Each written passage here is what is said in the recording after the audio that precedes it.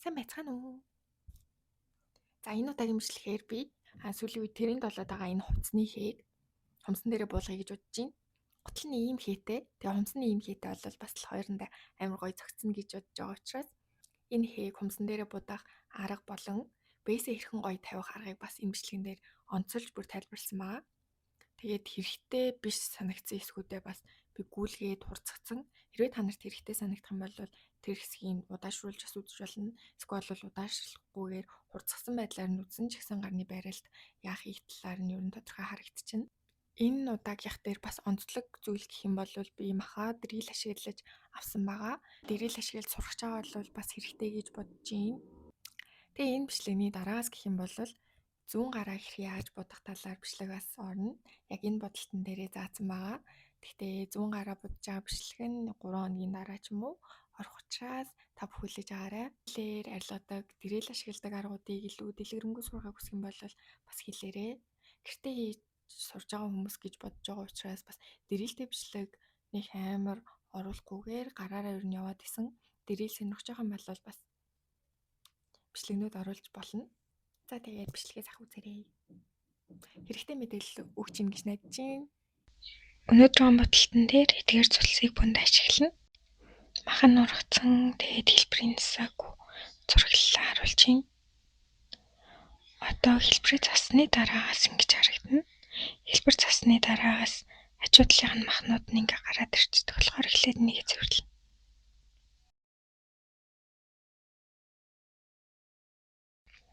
Сүрсэн хажуугийн махнуудаа сайдахгүй бүгдийг нь авчаад одоо гүндөө махаа цэвэрлэе.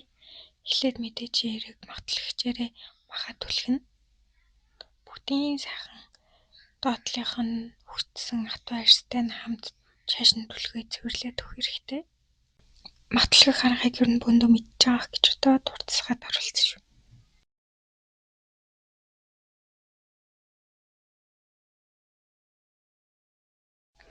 За сайхан одоо ингээ бүх махаа сайхан түлхчээд магтлагчаа нөгөө зүрээр түлхсэн махаа тийшээ хөндөрүүлэх зорилгоор ингэж аавна.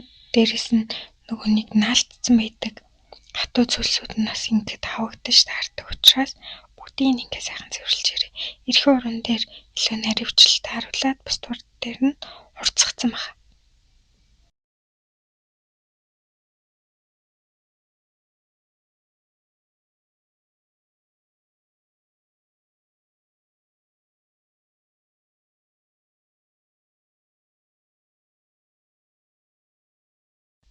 Ингээ бүх humсныхаа махыг хөндөрүүлж цэвэрлжээд бүгдийн сайн харахын тулд шотгоор өөрөө цэвэрлжинэ. Энэ удаад дрил ашиглая. Ийм нарийнхан уушиг ашиглаад махаа цэвэрлэнэ. Урагшаа явуулахад таталцах хүчээр эсрэг тал руу явуулж байгаа болвол зүүнээс баруун руу тойрог хийхэд болно гэсэн үг. Дрил ашиглахдаа маш болгоомжтой байх хэрэгтэй. Умсаа гэмтээхгүй тулд 45 градусын налуунтай барих хэрэгтэй. Дунд хуран дээрээ би илүү тодорхой харуулах гээд хурцсгасан бичлэгээ болиулж байгаа. Энэ бичлэгийг сайн хараад үзэх юм бол баруунаас зүүн рүү ийм бөөрөнхий хэлбэрээр махаа чааш нь түлхэж байгаагаар явж байгаа гэдгийг анзаарч харж болно.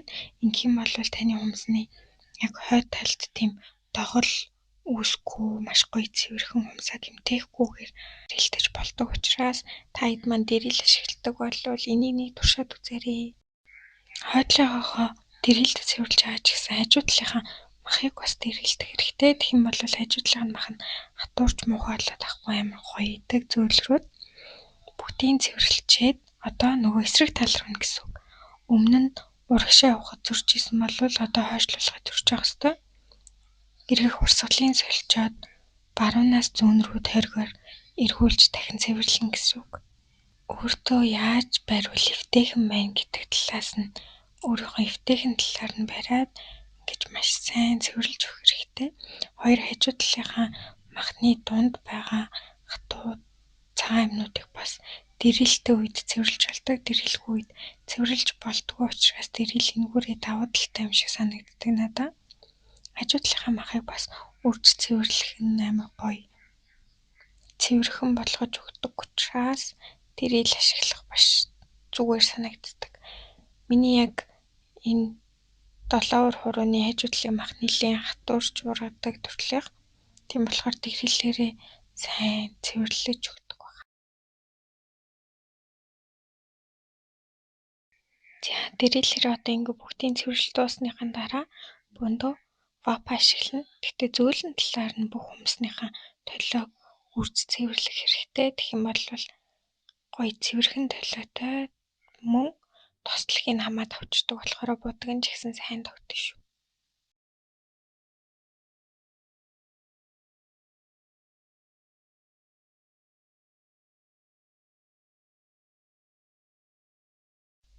Миний эрхэм humсныг муухай овон тоонтой айгүй муухай харагддаг будаг байх та. Тийм болохоор тэрийг нь янзлах үтнээс сайхан цэвэрхэн болгож үрээд үрснийхаа дараа бөөндөө шоотогтож цэвэрлжээ. Цэвэрхэн болсныхаа дараа авах махан ч гэсэн тодорхой сайн харагдах учраас эхлээд цэвэрлэнэ. За одоо ингээд авах махнуудаа сайтар харж агаад эхнээс нь махаа авч эхлэе. Чигчүүр руугаа сайн харах юм бол тэр болонд нь байгаа. Тэгээд хажуу талд нь нас аймнууд байгаа. Энийг ингээд гоё сайтар цэвэрлэх хэрэгтэй. Таад маань ч гэсэн ингээ хоёр талаас нь шахаж харж агаад махаа аваарай. Миний мах тийм амар их ургаагүй ч гэсэн авах мах бол байгаа. Нэг амар махаа авдаггүй бол ингээд цэвэрлжээд будалтаа эхэлсэн ч болно. Саяны харагдажсэн цагаан илүү гарсан юмнуудаа аваад будалтаа эхэлсэн ч болно. Би болохоор махаа нэлээд сайн авахгүй бол махтаа харагдаад муухай санагдаад идэг учраас бүгдийг маш сайн авч байгаа. Тэгээ махаа авахдаа бас салгаж арцаалахгүйгээр нэгэн чигт салахгүйгээр махаа авахыг хичээгээрэй. Тэгэх юм бол дараа нь ургахтаа нэг муухай ургаад авахгүй айгүй цэвэрхэн ургахдаг шүү. Эрхэн өрөөнийхөө үндсэн махыг авч дуусчаад буланд нь нэг цагаан наалцсан арьс шиг хальс шиг юмнууд байгаадсан болохоор тэрэн дээр их ноцолцсон. За ингээ махаа авчаад гараа угаана. Гараа угаасны дараа хэлбэрийн зассан болохоор мэдээж яриг доор нь хальс шиг юмнууд үлдсэн байдаг болохоор тэрийг нь цэвэрлж гаргана. Цэвэрлж гаргахдаа нарийн хурааныхаа зөөлөн талыг ашиглах хэрэгтэй. Тэгэхгүй бол таны зассан байсан humсны хэлбэрт өөрчлөлт оруулах магадaltaй болохоор эрхэн уран дээр нэлээд дод харагдчихээн. За ингээ бүгдийн сахин шоотогдчиход тэгээ бөөндөө бодолтой орноо. Бодолтой орохоос өмнө клинсерээр мэдээж хэрэг арчиж цэвэрлэнэ. Humсныхаа толиог арчиж цэвэрлснийхаа дараа бейсээ ашиглаад цуураа тавьж эхэлнэ. Хамгийн ихний давхар бейс болохоор нимкэн цэвэрхэн тавьж өгөх хэрэгтэй. Нөгөө л өмнө байнга л тэгчих ураагаараа түших хэрэгтэй. Хажуу тал руугаа илүү гаргахгүй хойдлынхаа смайл шиг юм бүрэнхий суураа маш цэвэрхэн тавьж өгөх хэрэгтэй. Тэгээ бейс чи хитрхи ихтсэн бол хажуу тийш урсаад авах болохоор бас багасгачаарай. Гэт хажуу тал руугаа бүтэн будаж өгөх юм бол таны humс сэтрэхгүйгээр humсны чинь будаг амар сайн удаан тогтно. Гол нь хажуу тийшээ гаргачих юм бол humсны будгийн тогтцсон бас муу болдог шүү. Тэгээ жигт сайн тавьж өгөх юм бол дараагийнхаа будалтууд дээр ч гэсэн айгүй гоё цэвэрхэн будалтууд нь гарч ирнэ овон товон байхгүйгээр. За дунд урууг болохоор та хэдэд илүү ойлгомжтой харагдуулах үүднээс удаашралгүй явцсан. Бус дээр нь яг л адилхан явах учраас ерөнхий харагдах үүднээс нь гэж бодоод бүгдийг нь хурцсагцсан байгаа. Гэтэ хурцсагцсан ч гэсэн яаж барьж ийн, яаж будж ийн гэдгүүдийг нь бас сайн анхаараад өөр дээрээ бас хэрэгжүүлээрэй гэж зөвлөмөр байна.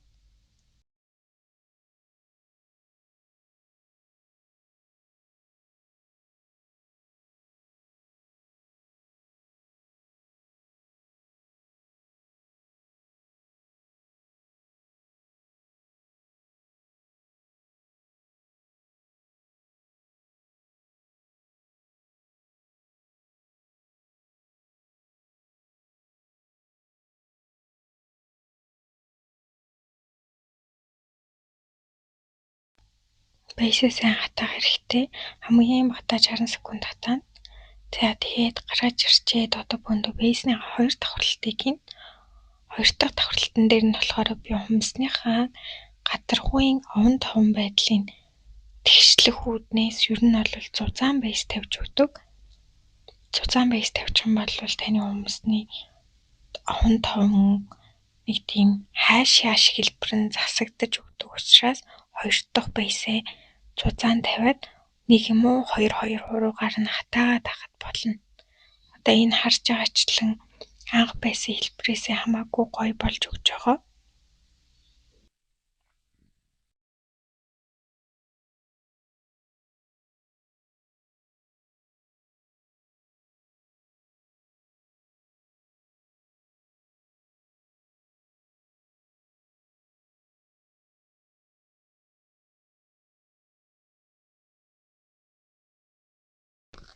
За бейсээ сайхан зузаан тавьсныхаа дараа гараа ингээ 90 градусын доошоо харуулж барих юм бол хумс чинь амар гоё бүр бөмбөгөр яг үндсэн гоё хэлбэртэй орж өгдөг учраас тэгж барьж агаад илүү гарч урссан байх юм бол тэрийг хумсаараа хяналтчаад гэрлэн дээж хатаагаарай. За 2 дахь давхралт бейсээ тавьсны дараа хумсны хэлбэр засагдаад юм гоё болсон байна. Эхний манай ашиглах бодолт болохоор ийм French 23 гэсэн өнгөтэй ийм бараг л өнгөгүй юм шиг усан бараандуу ягаан өнгийн бодог байна. Энэ будгаараа саяны бейсээ тавихад ашигласан техникүүдээ ашиглаад будчихна. Ингээд ер нь бол бүх хумсаа будсныхаа дараа хатаагаад одоо ингэж харагдчихээн. Дахиж нэг давхар явна. Будган дээр болохоор нэг нь зузаан, нэг нь нэмхэн гэсэн юм байхгүй бүгдийн нэг нь жигд зузаантай маш цэвэрхэн будаад өгчих юм бол гоё цэвэрхэн болоод ирнэ. Хумсны будгаад өргөхдөө болохоор би нэг олон бичлэг оруулахгүйгээр нэг хумсаа жишээ олгож будчаад тэгээд бүгдийг нь өөрөө будаад явцсан байгаа. Одоо ингээд суураа тавьсан болохоор бөөндөө гоё зураг чимэглэлтэй орцгой хумсныхаа артанд. Хумсныхаа артанд ашиглах улаан өнгө нь 31 номерын өнгө байна. Би ер нь глинсерийн таган дээр тавиад ашиглацдаг. Улаан өнгө дээрээс нь хар өнгө хэрэгтэй. Тэгээд нарийнхан нэг амар урт биш дундаж хэмжээтэй бээр хэрэгтэй. Надаа энэ барийн хий зурх нэг амар гоё бор өнгө байгаагүй болохоор би улаан хар хоёрыг ашиглаж байгаа. Бор өнгөтэй байх юм бол илүү гоё харагдана гэж найдаж байна. Угаасаа л гоё харагдана л та. Тийм болохоор бөөндөө эхлэж будахтаа өөртөө байгаа эднэрийг хослуулчих юм бол зүгээр юм байна гэсэн өнгөнүүдээ бас хослуулаад будчих болно. Суурьнд нь байх үндсэн хэлбэрүүд нь ямар ч өнцөг байхгүйгээр нэг хөөрхөн зайтайч байсан болно, шигүүч байсан цэвэрхэн харагдаж болно. Би тэгтээ энэ удаад шигүү биш зайтайгаар нь хийж байгаа. Улаан өнгөө хатаасныхаа дараа хар өнгөөр хүрээ болгож зурж өгнө. Хүрээнүүд нь хоорондоо нийлгүйгээр ямар нэгэн байдлаар хоёр талд нь оруулж ирвэл зүгээр, гурван талд нь оруулж ирвэл яг цэцэг шиг харагддаг учраас хоёр талд нь оруулаад тэр хоёр тал нь хоорондоо нийлэхгүйгээр ингэж орж ирэх юм бол яг барын хий шиг харагдана. Тэгээд яг яавал илүү гоё бодтой харагдахаар байна гэдгийг хайд манаас ажиглаж агаад өөрийнхөө сонирхлоор дээдлийнх нь хүрээг зураарай. Энэ хүрээний нарийнхан биш бас зузаанч байсан зүгээр. Би болохоор хараа нарийнхан их юм бол цэвэрхэн санагдаад нарийнхнаар нь зурсан байгаа. Энийг ч гэсэн ингээд хоёр талаас нь нийлэхгүйгээр хоёр талд нь оруулж ирж байгаа. Энэ жижигхэн гарч ирж байгаа бүрийн хинүүд нь бол нийлсэн ч гэсэн болон логикоор цаана нь нийлэхгүй байгаа юм байна гэдэг бодол төрөөд би нэг нь нийлүүлээд нөгөөх нь нийлүүлээгүй. Хоорондоо зайтай болохоор бас юм хар цэвүүд тавиад өгөх юм бол илүү яг бодтой юм шиг харагдана. За тэгээд ихний хумсных нь туршилт ингээд болцсон учраас бүх хумсынхаа толиог цэвэрлж агаад улаан суур өнгөнүүдээ бүгдэн дээр нь тавиад өгнө.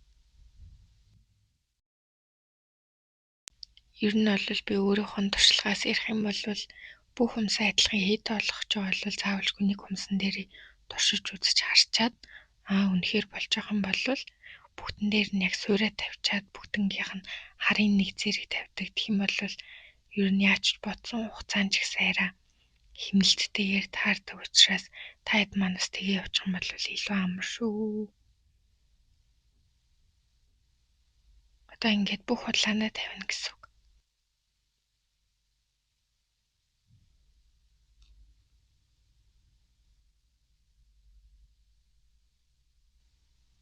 Улаанаа тавихдаа би айгүй хурцсагцсан, угаасаа ойлгомжтой. Та хэд маань өөрсдийнхөө тавьмаар байгаа, хэлбэр гаргамаар байгаа хэлбэрүүдээр гаргаж байгаа учраас тэгээд ер нь би зурсныхаа дараа дандаа хумсаа бүтнээр нь хардаг. Яг яаж харагдчихээн, яхаар энэ явал зүгээр ээ гэдэг байдлаар өөрийнхөө хумсыг бодож байгаа юм чинь хэрвээ таалагдахгүй бол тэрийгээ сайхан хатаагаас өмнө клинсерээр арчаал явчихна. Тэр нь айгүй зүгээр санагддаг болохоор бас өөрийнхөө хумсыг бодох амар дуртай. За одоо хараа сайхан нэмж агаад бүгднгийнх нь хүрээ харыг зурж өгнө. Гэтэ яг хумсан дээр байгаа арт зургууд бүгдээрээ тийм яг гоё тийм тэгш хэмтэй супер тийм байх юм шаардлагагүй юм санагдаад тийм ба заримдаа жоохон хайн хандах юм бол хайн ганцсан бодолтноос айгүй зүгээр болдог. Одоо жишээлх юм бол энэ дээр ингэж бүдүүн орж ирж байгаа ч гэсэн нэг хэсгийн чимэглэл болж орж ирдэг. Хэрвээ ингээд сонин газар сони юм тавьчих юм бол клинсертэй хөвөнгөө нуулж агаад яг тэрүүх хэсгийг арчаад цэвэрлжиж бас болно.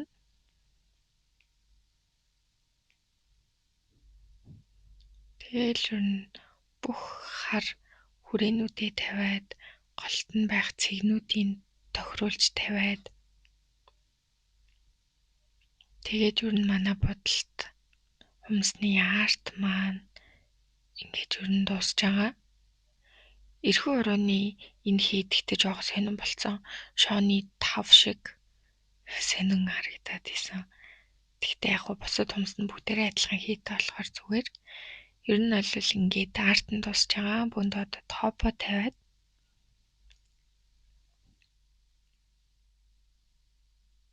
манай ерөнхий бодолд дуусч таарна. Топо тавихтаа бас л мөн цэвэрхэн чигчуураараа түшээд гой салгалгүйгээр хоёр хажуу талаа битүүлээд гой цэвэрхэн тавиад өгөх хэрэгтэй.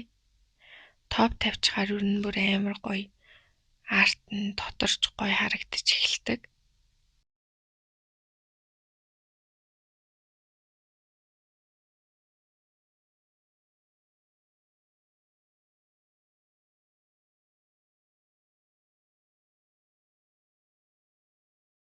Бүгдэн дээр нь цэвэрхэн жигд түрхэх хэрэгтэй.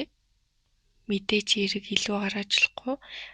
Илүү гаргахаар ер нь илүү гаргасан хэсэг рүү нь ус ороод тэгээд тэр бодолд хууларч унаад идэг. Мэдээж эрэг гэлэн будны доор ус орох юм бол хуулрах нь ойлгомжтой юм чинь. Бүндэ ер нь л ямар ч бодолд хийсэн яасан ч бай илүү гаргахгүй байхыг хичээгээрэй. За ингээд бүх топо тавьсныхаа дараа ийм гоё харагдчихээн. Одоо нэлээд сайн хатаагаар ихтэй би 120 секунд хатаасан.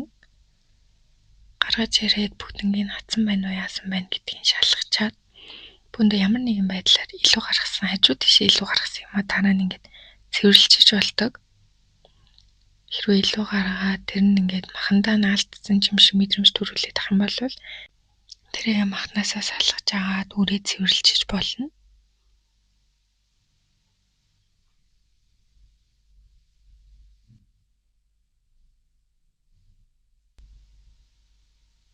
Хоёр тал руугаа ингээд наалтсан байна уу эсвэл илүү гарсан байна уу гэдгийг сайн хараад тэгээд ингээд үрээ цэвэрлэх хэрэгтэй. Одоо энэ дунд хуран дээр ингээд хөрх илүү гарсан юмнууд байгаа. Тэрээ яг ингээд хумсаахан бодгийг гэмтээхгүйгээр амар сайн цэвэрлэх хэрэгтэй.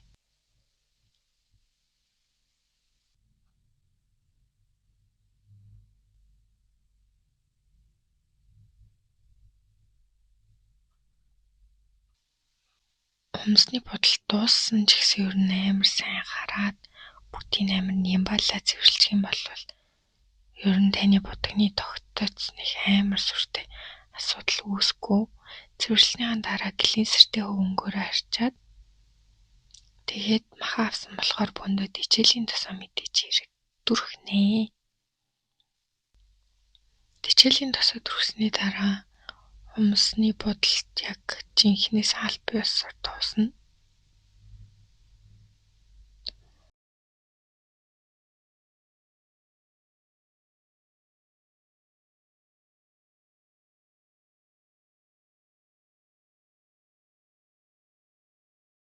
За ингээд манай бичлэг дуусч байна.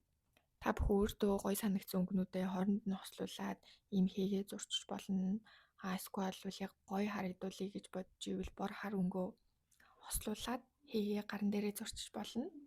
Тэгээд ер нь заавалжгүй хумсны будал гэхээсээ илүү зүгээр хувцсан дээр хээ хараад ч ихсэн дуурайж будах боломжтой байдаг учраас та нар маань ер нь өөр дээр нэлээд амар сайн туршиж үзхийг хичээгээрэй. Тэгэх бол нэлээд хөргөн туршлагатай болно. Яаж зурвал яаж харагдах гэдэг ер нь бол барагцаат болчихно гэх юм уу. За тэгээ бичлэгийн маань үзсэнд баярлалаа. Баяртай. Амжилт.